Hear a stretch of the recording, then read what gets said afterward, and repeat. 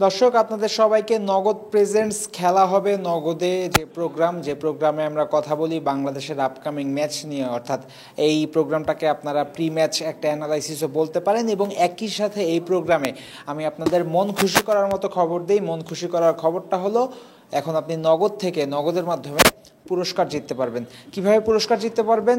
পুরস্কার জিততে পারবেন নগদ অ্যাপে গেলে। নগদ অ্যাপের মেন ইন্টারফেসে মোর অপশনস নামে একটা অপশন পাবেন। মোর অপশনসে গেলে ঠিক সবার লাস্টে যে অপশনটা পাবেন সেখানে লেখা থাকবে খেলা হবে নগদে। ওই খেলা হবে নগদের মধ্যে যখন ঢুকবেন তখন প্রশ্ন থাকবে, ওই প্রশ্নের উত্তর দিতে হবে, যে উত্তরগুলো হবে প্রেডিকশন ধর্মী। আপনি এই প্রশ্নের উত্তর দিতে দিতে আপনার প্রেডিকশন স্কোর বাড়াবেন, আর সবার চেয়ে বেশি যদি হয় আপনার প্রেডিকশন স্কোর, সেক্ষেত্রে গ্র্যান্ড প্রাইজ হিসেবে সুজুকি জিক্সার বাইক কিন্তু পেয়ে যাবেন নগদের পক্ষ থেকে। এছাড়াও স্মার্টফোন এবং টেলিভিশন থাকছে এই ক্যাম্পেইনের পুরস্কার হিসেবে। এবং যেহেতু এই খেলা হবে নগদে ক্যাম্পেইনের নলেজ পার্টনার ক্রিক ফ্রেন্সি, তাই ক্রিক ফ্রেন্সির পক্ষ থেকে আমি গ্যারেন্টি নিচ্ছি যারা আপনারা পুরস্কার জিতবেন তাদের পুরস্কার ঠিক সময় মতো পৌঁছে দেওয়া হবে। এই আমার যে প্রোগ্রাম, এই প্রোগ্রামের প্রথম পার্টটা এটাই ছিল আসলে, যে নগদের মাধ্যমে আপনি পুরস্কার জিততে পারবেন, বিশ্বকাপ দেখবেন, নগদের ঢুকবেন, পুরস্কার জিতবেন। এবং সেকেন্ড পার্টটা সেটা হলো খেলা এবং বাংলাদেশের ম্যাচ, বাংলাদেশের প্রি ম্যাচ নিয়ে আমি ম্যাচের আগে যে আলোচনাটা সেটা করতে চাইবো। দেখুন, আসল বিশ্বকাপ কিন্তু শুরু হচ্ছে এই বুধবার থেকেই, অর্থাৎ সুপার 8 থেকেই আসল বিশ্বকাপ শুরু হচ্ছে বলে আমার বিশ্বাস। এবং সেটাই শুরু হয়েছে বুধবার প্রথম সুপার 8-এর প্রথম ম্যাচে ইউএস এবং সাউথ আফ্রিকার মাঠে নামবে। এরপরে কিন্তু সুপার 8 শুরু হওয়ার একদিন পরেই বাংলাদেশ মাঠে নামছে। বাংলাদেশের প্রতিপক্ষ থাকবে পরাক্রমশালী দল অস্ট্রেলিয়া।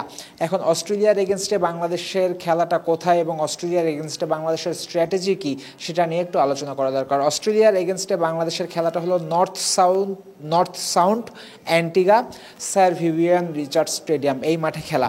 এখন এই মাঠে অলরেডি এই বিশ্বকাপে 4টা ম্যাচ হয়েছে এবং সুপার 8-এও একটা ম্যাচ হবে, অর্থাৎ বাংলাদেশ অস্ট্রেলিয়া ম্যাচ মাঠে গড়ানোর আগেই এই মাঠে মোট 5টা ম্যাচ হয়ে যাবে, যার মধ্যে 4টা ম্যাচ হয়ে গেছে। এই বিশ্বকাপে নর্থ সাউন্ডে যে 4টা ম্যাচ হয়েছে সেই ম্যাচগুলোর দিকে যদি আমরা তাকাই তাহলে যেটা খেয়াল করব সেটা হলো যে নর্থ সাউন্ড স্টেডিয়ামটা বেশ রানের একটা মাঠ। এই মাঠে ভালো রান হয়েছে, কিন্তু এই মাঠেই 13 ওভারে ওমানের দেয়া 150 রান চেস করে ফেলেছিল স্কটল্যান্ড। এই মাঠেই 10 ওভারে 122 রান করেছিল ইংল্যান্ড নামিবিয়ার এগেনস্টে। এই মাঠেই 19 বলে 47 রান চেস করেছিল ইংল্যান্ড। এই মাঠেই নামিবিয়ার দেয়া 72-73 রানের টার্গেট 5 ওভারে চেস করেছিল অস্ট্রেলিয়া। এই তথ্যগুলো এটাই জানান দিচ্ছে যে এই মাঠটা ব্যাটিং সহায়ক মাঠ। তাই ব্যাটিং সহায়ক পিচে যখন আপনি ইন্ডিয়া এবং অস্ট্রেলিয়ার এগেনস্টে মুখোমুখি হবেন তখন আপনি খানিকটা যে দুর্ভাগা সেটা আপনার স্বীকার করতেই হবে, কারণ ইন্ডিয়া এবং অস্ট্রেলিয়া এই দুইটা দলই এই বিশ্বকাপের সবচেয়ে শক্তিশালী দল। এদের ব্যাটিং লাইন আপ খুব শক্তিশালী। তাই এই দলগুলোর এগেনস্টে যদি খানিকটা স্পিন সহায়ক অথবা বোলিং সহায়ক উইকেটে বাংলাদেশের খেলা হতো তাহলে কম্পারেটিভলি বেটার হতো, কিন্তু এখন তো আর কিছু করার নেই। মাঠও ঘোষণা হয়ে গেছে, খেলার তারিখও ঘোষণা হয়ে গেছে। তাই এই নর্থ সাউন্ডের ব্যাটিং উইকেটেই কিভাবে জেতা যাবে সেই চিন্তাটা বাংলাদেশের করতে হবে। অস্ট্রেলিয়ার বিপক্ষে যেহেতু বাংলাদেশের পরের ম্যাচ, তাই অস্ট্রেলিয়া ম্যাচে বেশি ফোকাসটা থাকবে। দেখুন, অস্ট্রেলিয়া এমন একটা জাতি, তারা সবসময় স্পোর্টস পাগল জাতি। শুধুমাত্র ক্রিকেট নয়, বাদবাকি স্পোর্টসগুলো তারা খুবই প্যাশন দিয়ে খেলে, খুবই প্যাশন দিয়ে স্পোর্টস ফলো করে। বিশেষ করে ক্রিকেটে অস্ট্রেলিয়ার একচ্ছত্র আধিপত্য আছে, আগেও ছিল, এখনও আছে, সম্ভবত ভবিষ্যতেও থাকবে। এবং অস্ট্রেলিয়ার থেকে বাংলাদেশ র্যাঙ্কিং বলুন, ঐতিহ্য বলুন অথবা শক্তিমত্তা বলুন, সব দিক দিয়েই পিছিয়ে আছে। চলছে প্রেডিকশন গেম নগদ অ্যাপে। প্রেডিকশন করে জিতুন জিক্সার বাইক, টিভি, স্মার্টফোন সহ আরো অনেক পুরস্কার। এবং অস্ট্রেলিয়ার আরেকটা যেটা দিক সেটা হলো যে অস্ট্রেলিয়া আপনাকে মাঠের মধ্যে একেবারে ছিঁড়ে খাবে, এমনভাবে অ্যাটাক করবে। আপনি মাঠে নামার আগেই অস্ট্রেলিয়া আপনার মানসিক শক্তিকে একেবারে ভেঙে চুরমার করে দিতে চাইবে, এবং অস্ট্রেলিয়ার পক্ষ থেকে এই জিনিসটা কিন্তু অলরেডি শুরু হয়ে গেছে। ম্যাচের আরও 1-2 দিন বাকি থাকার আগেই কিন্তু Australian middle order batter Tim David তিনি স্পষ্টভাবে বলেছেন রিশাদ হোসেন ওদের ভালো বোলার, কিন্তু we will target him only. So ওই প্রতিপক্ষ দলের সেরা বোলারকে আমরা টার্গেট করব, এবং এই কথাটা ওপেনলি জানিয়ে দেয়া এটার একমাত্র এবং অন্যতম অবশ্যই একটা কারণ, সেটা হলো যে বাংলাদেশ শিবিরে ভয় ঢুকিয়ে দেয়া। রিশাদ হোসেন যেহেতু একজন তরুণ স্পিনার, যেহেতু ইন্টারন্যাশনাল ক্রিকেটে তিনি খুব বেশি দিন হলো না খেলছেন, তাকে ভরকে দেওয়া, তাকে ভয় দেখানো। যে অস্ট্রেলিয়া দলের একজন সদস্য যিনি ম্যাচে খেলবেন তিনি ঘোষণা দিয়ে দিয়েছেন আমি রিশাদকে মারবো, আমাদের দলের সবাই রিশাদকেই মারবে। এটা শুনে যেন রিশাদ ভয় পায়, এটা শুনে যেন বাংলাদেশের প্ল্যানিংয়ে চেঞ্জ আসে, বাংলাদেশ যেন কিছুটা হলেও প্যানিক করে। এই কারণে অস্ট্রেলিয়া দলের পক্ষ থেকে এটা করা হয়েছে। মোরাল অফ দ্য স্টোরি হলো অস্ট্রেলিয়া আপনার মাথা নিয়ে খেলবে, এবং অস্ট্রেলিয়ার তুলনায় আপনি যেহেতু শক্তিমত্তায়, র্যাঙ্কিংয়ে, ঐতিহ্যের সব দিক দিয়ে পিছিয়ে আছেন, তাই অস্ট্রেলিয়াকে হারাতে হলে আপনারও ওই মাথাটা দিয়েই খেলতে হবে, এবং অস্ট্রেলিয়া আপনাকে যেভাবে অ্যাটাক করবে আপনার সেটার কাউন্টার কিন্তু করতে হবে। অস্ট্রেলিয়া বলে রেখেছে আমরা রিশাদকেই খেলাবো।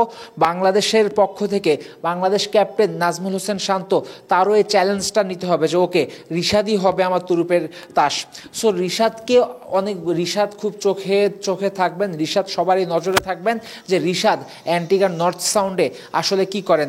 একে তো রিশাদের এগেনস্টে এই হুমকিটা দিয়ে দিয়েছে অস্ট্রেলিয়া, 2 নম্বরে এই মাঠটায় কিন্তু লেগ স্পিনাররা তুলনামূলকভাবে সফল হয়েছেন। অ্যাডাম জাম্পা তিনি নামিবিয়ার এগেনস্টে 4টা উইকেট নিয়েছিলেন, আদিল রশিদ তিনি ওমানের এগেনস্টে 4টা উইকেট নিয়েছিলেন। যেহেতু লেগ স্পিনাররা সফল হচ্ছেন, তাই রিশাদের আলাদা একটা বাড়তি থাকবে, এবং রিশাদকে ওই টিম ডেভিডের যে কথা, ওইটার এনকাউন্টার দেওয়ারও একটা চ্যালেঞ্জ কিন্তু রিশাদের মধ্যে থাকতে হবে। তাই রিশাদের মাথায় রাখতে হবে, বাংলাদেশ দলের মাথায় রাখতে হবে, অস্ট্রেলিয়াকে যদি আপনি হারাতে চান তাহলে মাথা দিয়ে হারাতে হবে। মাথা দিয়ে হারাতে হলে আর কি করা যেতে পারে অস্ট্রেলিয়া ম্যাচে আরও একটা পরিবর্তনে কিন্তু আনা যেতে পারে। আপনি দেখুন, অস্ট্রেলিয়া অলরেডি ঘোষণা দিয়ে দিয়েছে আমরা রিশাদকে মারব, এবং সাকিব আল হাসানকে এই বিশ্বকাপের আগে থেকে মোটামুটি সব বোলাররাই টার্গেট করছেন।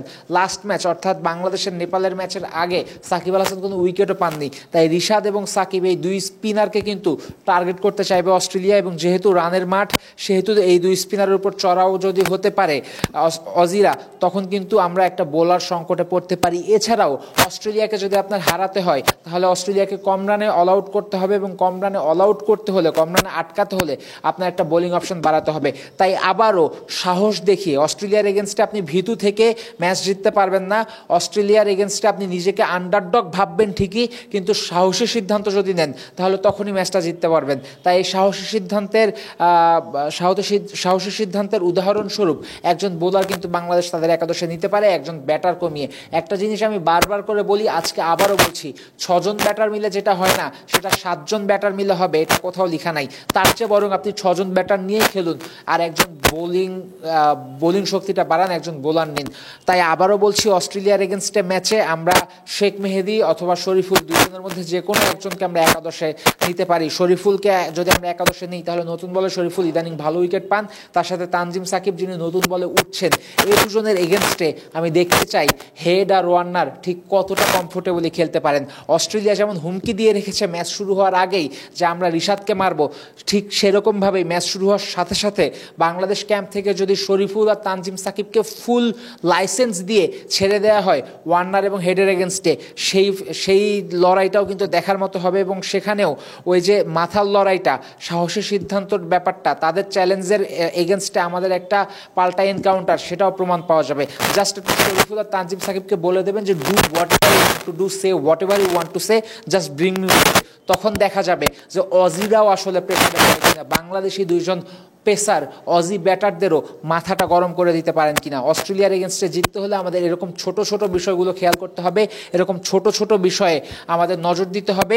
খেলার মাঠের বাইরেও নানা দিক চিন্তা করে সেই জিনিসগুলো খেলার মাঠে অ্যাপ্লাই করতে হবে। যেটা বলছিলাম, চেঞ্জ আমাদের একটা দরকার অস্ট্রেলিয়ার এগেনস্টে, সেটা শরীফুল আসলে ভালো, এবং শরীফুল যদি আসেন সেক্ষেত্রে আমরা জাকের আলী অনিকের জায়গায় শরীফুলকে নিতে পারি, অথবা শরীফুলের জায়গায় আমরা জাকের আলী অনিকের জায়গায় আমরা শেখ মেহেদী হাসানকেও নিতে পারি, শরীফুলকে বসিয়ে, মানে শরীফুলকে সুযোগ না দিয়ে শেখ মেহেদী হাসানকেও নেওয়া যেতে পারে। কেন?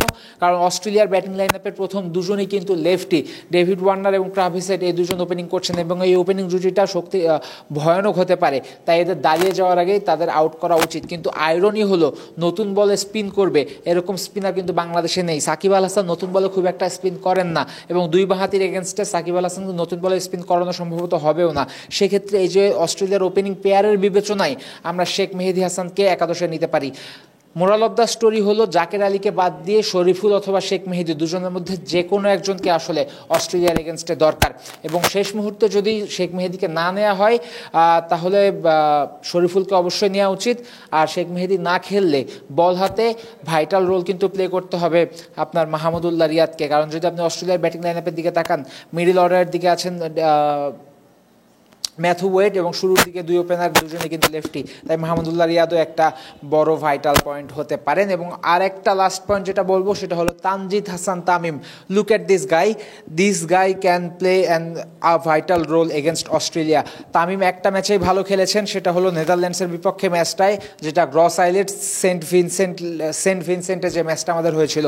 ওই ম্যাচে ওই মাঠে 12 বছর পরে প্রথম ম্যাচ হয়েছিল, প্রথমে বাংলাদেশ ব্যাট করতে পেরেছিল, পিচটা তখন মোটামুটি ভালো ছিল এবং মোটামুটি ভালো পিচে তামিম খুবই স্বাচ্ছন্দ্যে খেলেছিলেন, পেসারদের তামিম খুবই স্বাচ্ছন্দ্যে সামলেছিলেন। এবং অস্ট্রেলিয়ার এগেনস্টেও বিষয়টা অনেকটা একই রকম হবে। অস্ট্রেলিয়ার এগেনস্টে যে মাঠে যে পিচে খেলা হবে সেই পিচটা ভালো পিচ, ভালো ব্যাটিং পিচ হওয়ার কথা, সেটাই হবে। এবং অজি পেসারদের বলে কিন্তু ঠিক পেসটাও থাকবে, তাই এই পেস কাজে লাগিয়ে, পাওয়ার প্লে কাজে লাগিয়ে তানজিদ তামিম তিনি কিন্তু বড় একটা রোল প্লে করতে পারেন। দর্শক, এই ছিল আজকের মতো আলোচনাটাকে যদি আমি ছোট্ট একটু কথায় রিওয়াইন্ড করি তাহলে সেটা হলো যে অস্ট্রেলিয়ার এগেনস্টে আপনি জাস্ট স্কিলের লড়াইয়ে জিততে পারবেন না, সাহস দিয়ে সিদ্ধান্ত নিতে হবে, মাথার খেলা খেলতে হবে অস্ট্রেলিয়ার সাথে, তবেই বাংলাদেশ জেতার স্বপ্ন দেখতে পারে। তা না হলে অস্ট্রেলিয়ার এগেনস্টে খুব বড় প্রত্যাশা নিয়ে ম্যাচ দেখতে বসার আমার মনে হয় খুব বেশি কারণ নেই। এখানেই শেষ করব। যাওয়ার আগে আরও একবার মনে করিয়ে দিই, টিম খেলবে মাঠে, পুরো দেশ খেলবে নগদে, কারণ এবারের বিশ্বকাপে খেলা হবে শুধুই নগদে। আমি ফয়সাল হাবিব আজকের মতো বিদায় নিচ্ছি। ক্রিকেট বিষয়ক সকল খবর জানতে ক্রিকেট ফ্রেন্ডসের ফেসবুক পেজ এবং ইউটিউব চ্যানেলের সাথেই থাকবেন।